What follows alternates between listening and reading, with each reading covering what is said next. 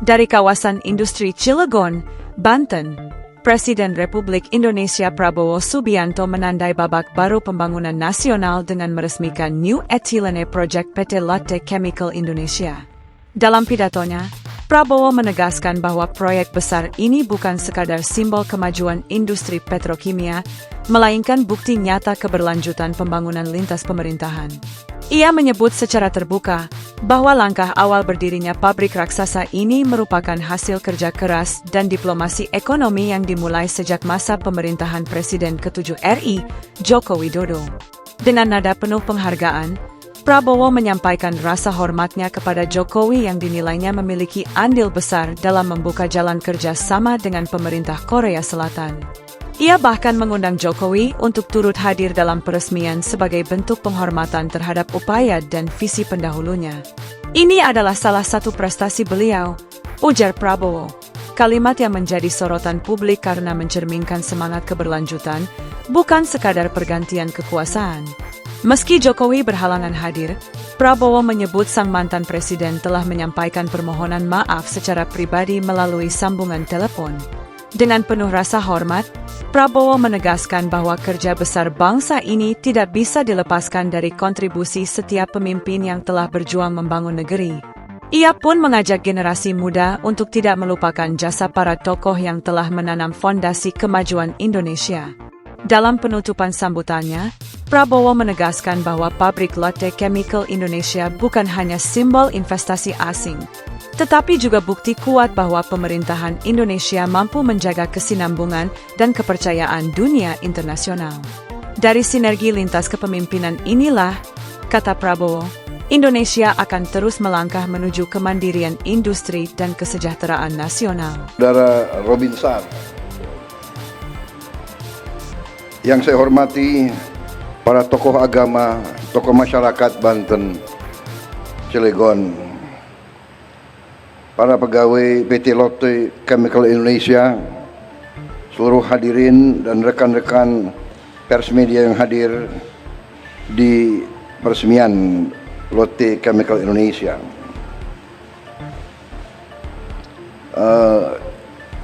Seharusnya atau saya kemarin juga mengundang atau saya minta diundang Presiden Joko Widodo, Presiden ke-7, ya. Karena bagaimanapun ini salah satu prestasi beliau. Ini dimulai di zaman beliau, juga hasil kesepakatan, hasil lobby beliau dengan pimpinan Korea. Jadi sepantasnya beliau ke sini, ya. Hanya beliau minta maaf, beliau telepon saya, beliau belum bisa hadir. Dan saya juga sampaikan kita maklumi, ya. Tapi bagaimanapun saya ingatkan generasi penerus, saya ingatkan masyarakat Indonesia, marilah kita pandai-pandai menghormati jasa-jasa semua tokoh, jasa-jasa semua pemimpin. Pemimpin itu manusia. Apakah pemimpin maha paripurna? Ya tidak. Pemimpin pasti ada kekurangan, tapi pada esensinya marilah kita punya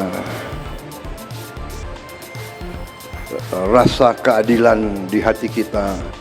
Marilah kita menjadi manusia yang jernih. Marilah kita menghormati orang tua, menghormati semua yang berjasa. Tradisi kita, budaya kita, bangsa kita, kita punya budaya, yaitu saya kira di semua suku ada istilahnya, dalam bahasa Jawa itu mikul dhuwur mendem jero. Kepada keluarga kita, hal yang baik kita angkat setinggi-tingginya. Kalau ada kekurangan, ya kita kita pendam, kita perbaiki. Tapi janganlah kita teruskan budaya hujat menghujat, ejek mengejek. Kita harus kerja keras. Saudara-saudara, saya terima kasih kepada chairman dari Lotte Group dan seluruh unsur dari Lotte Group, juga dari pemimpin-pemimpin Korea. Saya termasuk yang kagum sama bangsa Korea. Saya kagum dengan budaya mereka. Saya kagum dengan kerja keras mereka. Mereka bangsa yang kerja keras. Mereka bangsa yang mampu mendirikan suatu bangsa modern dari puing-puing perang, dari kancah peperangan. Korea adalah bangsa yang sangat sering diinvasi oleh bangsa lain. Mereka sama juga dengan kita, pernah dijajah. Tapi mereka tegar, teguh, disiplin. Mungkin dari sumber alam mereka tidak begitu banyak, hanya sumber daya manusianya, pemimpin-pemimpinnya tangguh. Kenapa saya sampaikan ini? Saya pernah punya pengalaman baik, banyak pengalaman baik dengan pihak Korea. Waktu saya di tentara, saya dibantu pelatih-pelatih dari Korea. Mereka sangat keras, mereka melatih dari depan. Jadi mereka itu, saya ingat salah satu pelatih dari Korea itu, dia orang Korea, pelatih judo, melatih tim saya di Kopassus dulu. Menjelang hari Natal, saya panggil dia, saya bilang, "Profesor, ini besok adalah hari Natal. Saya minta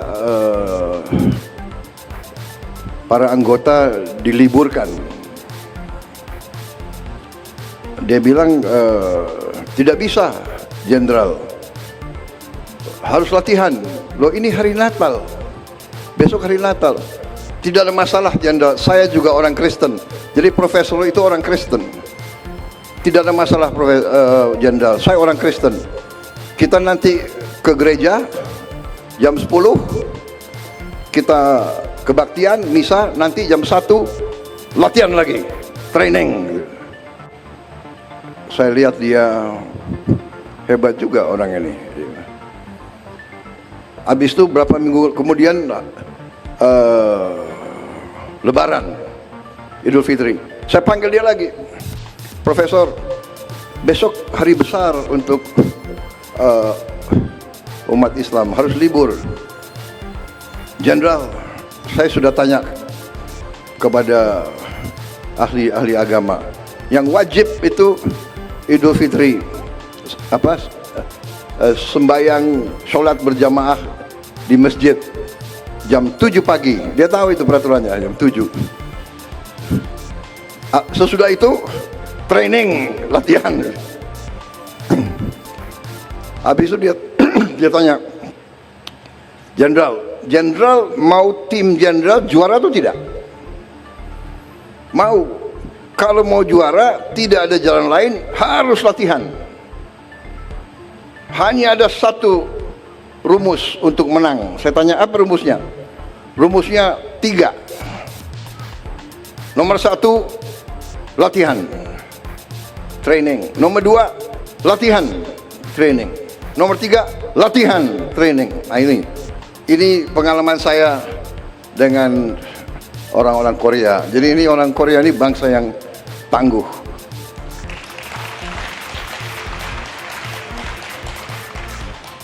Bangsa yang tangguh. Jadi kalau negosiasi sama orang Korea tidak gampang. Ya, jadi boleh juga kalau orang Korea kita kirim orang Papua. Nah, jadi mereka bangsa yang tangguh. Ya.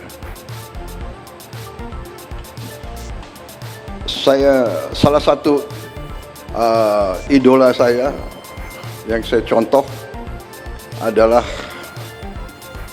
Jenderal Park Chung-hee, Presiden Korea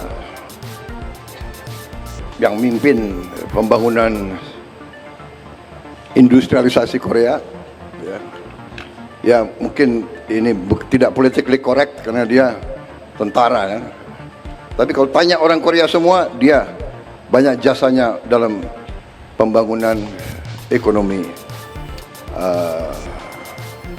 Korea. Dan yang saya kagum sama dia dan semua orang Korea mengakui dia memang orang yang bersih, orang yang tidak korup, orang yang membangun budaya Korea yang baik. Jadi ya itu salah satu contoh saya ingin jadi seperti itu. Walaupun pensiun, tetap saya punya kehormatan, kebanggaan sebagai seorang jenderal. Kalau saya sekarang dipercaya mimpin bangsa, saya ingin mimpin pemerintah yang bersih, pemerintah yang tidak korup. Dan saya terima kasih. Dan saya terima kasih pembantu-pembantu saya ini bekerja dengan baik dan mereka juga ingin meneruskan, ingin memberi contoh kepada generasi penerus pemerintah yang bersih, yang tidak korup, sehingga kita bisa melaksanakan pembangunan besar-besaran.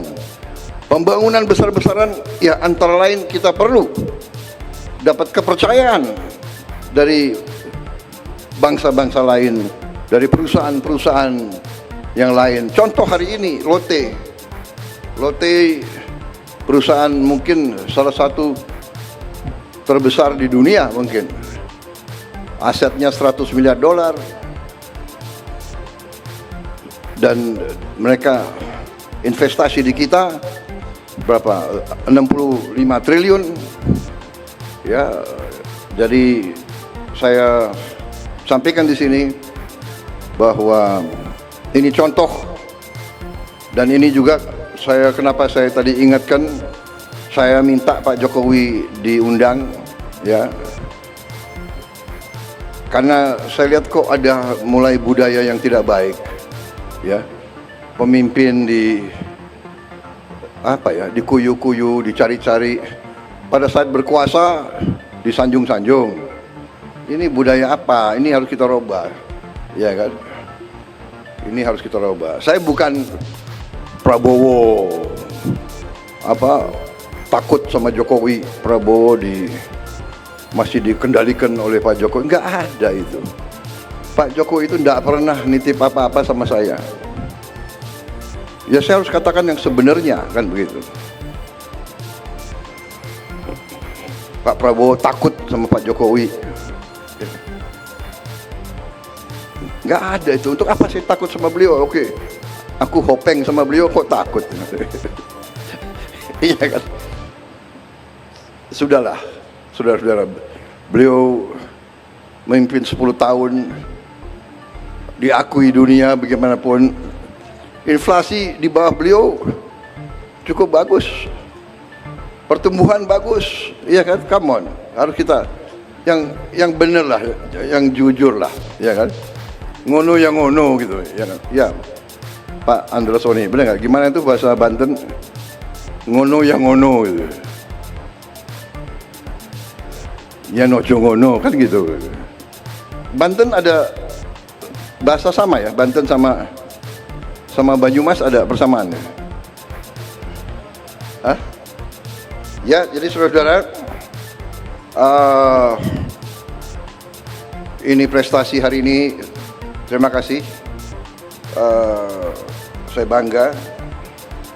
Intinya itu yang ingin saya sampaikan. Kita harus dukung investasi asing. Mari kita memberi manfaat bersama. Ya. kehormatan kita adalah mitra siapapun, apalagi mitra dari luar, datang ke kita, investasi uang mereka yang mereka cari dengan susah payah puluhan tahun, mereka percaya sama kita. Di sini mereka beri manfaat kepada kita. Kita harus amankan, kita harus jaga mereka supaya mereka di sini nyaman, mereka di sini kita terima dengan hati dan tangan terbuka, dan tidak boleh ada unsur-unsur yang mengganggu. Kita saling menghormati, saling memberi kebaikan. Dengan demikian kita akan cepat lompat tingkat yang lebih baik. Semua didasarkan atas kepercayaan, atas trust, kepercayaan. Kalau kita konsisten dengan kebenaran, kebaikan, ketertiban, dengan keadilan, fair, tegakkan hukum, harus ada the rule of law, kepastian hukum. Ini menimbulkan kepercayaan, ini menimbulkan trust dari mana saja. Dengan trust, bangsa seperti kita, bangsa yang terbuka, bangsa yang perlu perdagangan, bangsa yang perlu hubungan baik dengan semua pihak, kita akan cepat menuju kemakmuran. Kita contoh apa yang mereka lakukan, ya. Nggak usah malu-malu. Orang berbuat yang baik, ya kita contoh yang baik, ya kan? Korea sumber alam terbatas, dia punya musim dingin yang sangat dingin, ya. Korea sometimes very cold for me also. Saya baru pulang dari APEC, from the APEC conference, ya. Di kotanya mas Gyeongju, sangat dingin. Jadi nggak bisa di situ santai-santai, itu nggak bisa. Ya.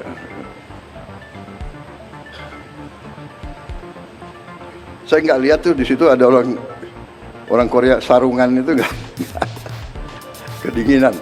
Ya, saudara-saudara, terima kasih. Ini baik sekali ini, saya punya Seskap selalu menyiapkan pidato yang bagus-bagus. 17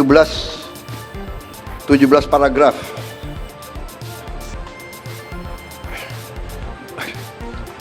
Kalau saya baca gimana? Saya baru di paragraf ketiga ini. Ini ada lagi. Dunia menghadapi tantangan besar, geopolitik. Gimana? Udah ya, cukup ya. Tapi terima kasih. Saya bangga hari ini bisa di sini, dan ini suatu kehormatan. Terima kasih Chairman of Lotte, leaders of Lotte. Thank you very much. Terima kasih. Mudah-mudahan saudara di sini berhasil. Kita wajib mengamankan, kita wajib menjaga semuanya, karena ini membawa manfaat sangat besar bagi kepentingan seluruh rakyat Indonesia. Dan juga hari ini hari yang baik. Hari yang baik. Ternyata waktu saya lihat tadi, ya, tanggalnya apa tuh? 6 November ya. 6 November tahun 2025. 6, kalau November kan bulan 11. 6 tambah 11, 1 kan 2. 6 tambah 2 berapa? 8. 2025 berapa? 9, ya kan? 2, 5, 9. 8 sama 9, 17. 1 sama 7, 8. Jadi ini hari baik. Karena angka 8 itu angka keberuntungan bagi saya. So I thank you very much undang saya tanggal ini, hari ini. Jadi pas sekali. Berarti saya yang beruntung. Pak Jokowi yang capek-capek merintis, aku yang meresmikan. Itu namanya takdir. Tapi karena saya takut kualat, aku undang beliau. Ya, dan saya hormati beliau. Jadi saya nggak ada masalah, saya hormati semua pemimpin yang baik. Saya hormati semua pendahulu saya. Terima kasih. Wassalamualaikum warahmatullahi wabarakatuh. Shalom Salve, Om Santi Santi Om, Namo Buddhaya, salam kebajikan. Kamsahamnida. Saudara.